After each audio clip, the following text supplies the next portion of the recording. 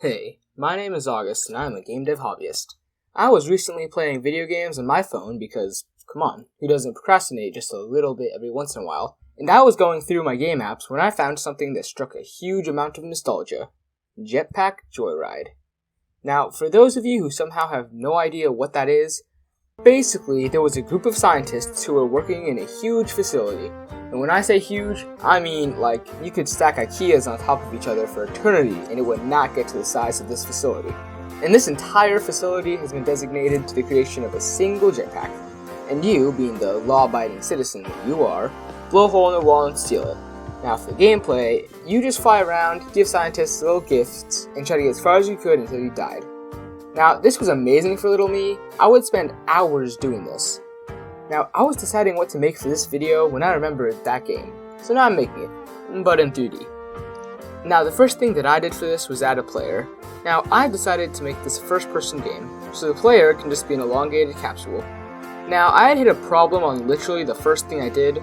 All of my previous games had physics-based player movement, but I wanted to try something new. So I went to Brackeys and watched a tutorial for a while, then applied it to my game, when I realized that there was a problem. You see, my plan for the jetpack was that it would simply apply an upward force to you whenever you held down the space button, but with a non-physics-based player, that was impossible. So it was returned to doing a physics-based player movement, which I had done many times already, or I could spend hours taking shots in the dark trying to find a fix to this. Well, I decided on option 3, copy the player movement from my main game. But I then realized that that wouldn't work either. So I had to scrap the first-person perspective and head for the same perspective that the original game uses. I don't know if that's third person or second person. I'm gonna call that second person. I don't know, maybe I'm just being dumb.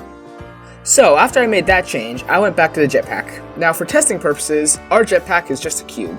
But that's fine, because within a few minutes, I already had a semi-working jetpack. So, it was after doing this that I just couldn't look at the ugly graphics anymore, so I went on to making some good models in Blender.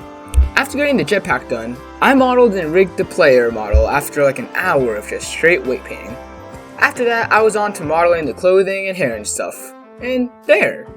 You know, if you avert your eyes from the hair and the eyes and well, basically the whole thing, it actually looks pretty good. After setting up the materials, we have replaced Capsule with Barry's steak fries. But as you can see, he is looking a bit stiff. So I now have to go get some animations done. I made an animation for when he is going up, for when he is going down, and for when he is running on the ground.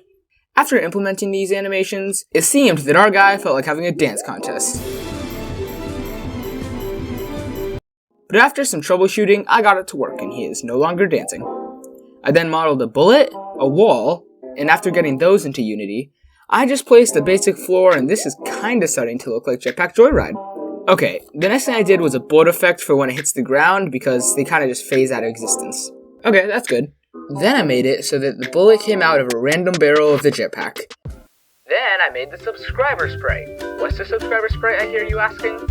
Well, it's a Sprite that I will drink after 10 subscribers. Now, the last time, this did not persuade many of you to subscribe, so I guess I'll have to do something a bit more exciting for you guys. Now, if I can reach 20 subscribers, I will use my airsoft assault rifle and with a full mag, full auto the can, and then see what happens. Now, I hope that's exciting enough to get you to subscribe. Anyway, back to the video. I found a great video on Endless Runner map generation, and after implementing it and the player moving right, we have, well, an Endless Runner. Now, one thing that's missing is the scientists that run around only to get gunned down by you. So I modeled and animated the scientist. And after I had implementing it, it kinda looks good-ish. Well, you will notice that the bullets don't really do anything to the scientists. So I decided to get some ragdolls in here. Now, in case you don't know what a ragdoll is, it basically means that all the bones are free to move within a set of constraints.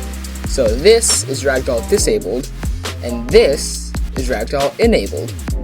I have never done anything with ragdolls in the past, so I figured this would be a good learning experience.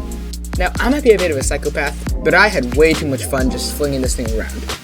I Control-C, Control-V'd the ragdoll to the scientist, so that when you kill it, it does the flop. I also made it so that the obstacles do the spin. After that, I dragged together some models and a button in passive a quick main menu.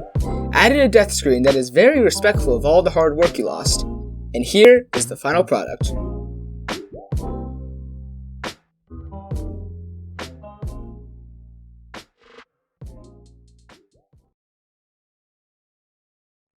Now, this is my personal opinion on the subject, but I like it.